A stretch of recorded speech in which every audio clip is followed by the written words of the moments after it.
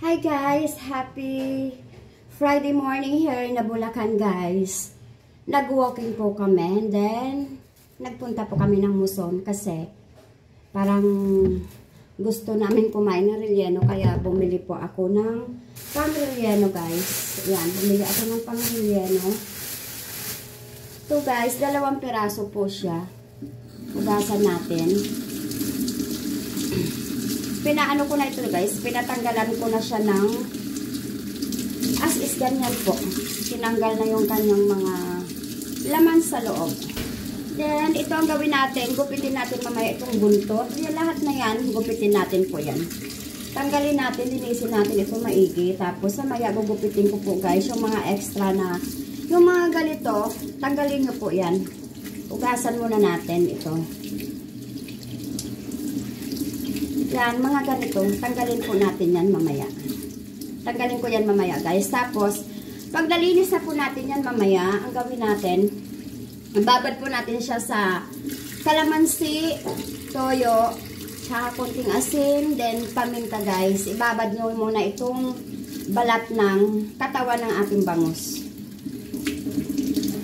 Tapos, set aside nyo lang po muna, syempre dahil lagay muna natin yan. Tapos na po yan. Pero lilinisin ko pa yan mamaya guys yung extra ano. Ito po yung kanyang laman. Kasi hindi naman din kalakihan yung binili ko dahil gawa ng baka hindi naman kumasya sa ating kawali.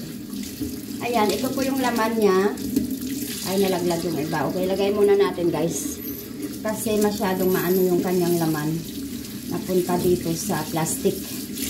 Kaya naman yung laman niya. Konti lang naman yung napunta sa plastic.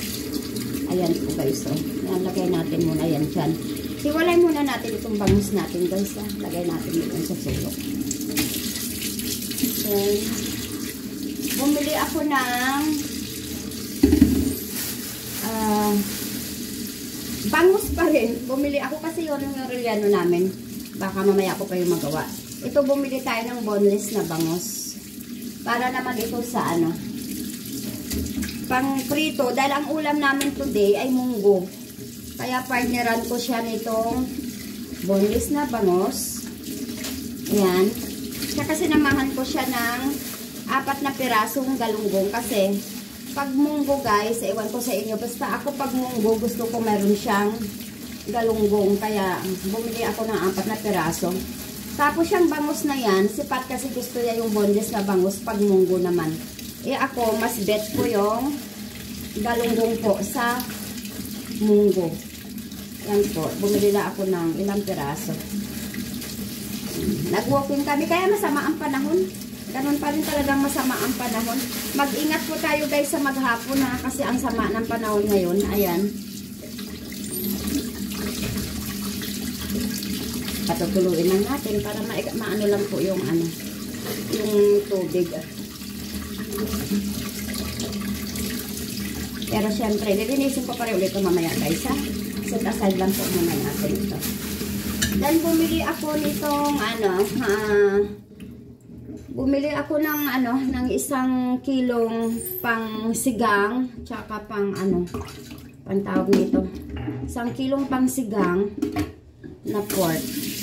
Wait lang guys, kukuha lang tayo ng ano, lagayan.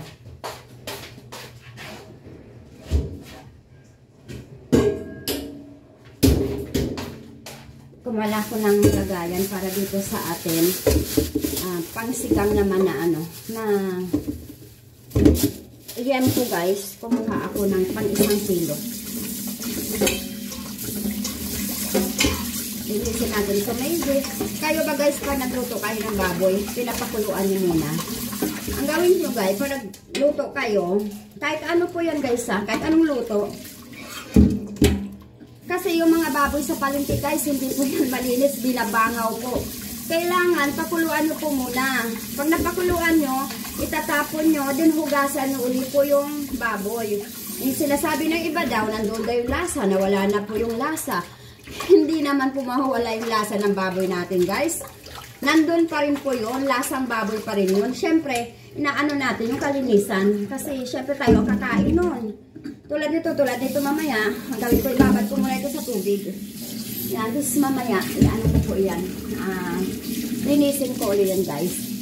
Ayan na yung aking pinamili at saka bumili ako itong papaya. Kasi parang gusto ko kumain ng papaya. Hugasan na rin natin yan. Saka itong bumili kami nitong saging na kasi yung mga lakatan nila ngayon, hilaw pa. Kaya ang ginawa ko ito, bumili kami ng latundan. Ayan po, guys.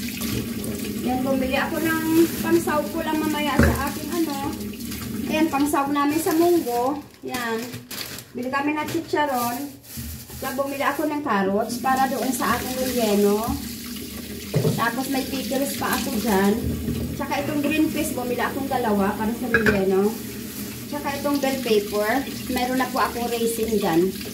Yan po guys, ang sahog po ng aking relleno. Yan, bumili ako ng bread para sa akin. Ito, wheat bread yung binili ko. Tsaka bumili tayo ng butter para naman po dito sa amin. Yan lang po guys yung aking pinamili guys. Thank you po. At salamat po sa nagwa-watch ng mga video. Kung hindi ko man po kayong kilala, maraming salamat po sa inyo. Kasi kahit papaano po, pinapanood nyo po yung aking video. Maraming salamat sa inyo lahat. At sana mag-iwan pa kayo ng heart at bakas po dyan. Kahit likes po, heart and share. Thank you. God bless you all.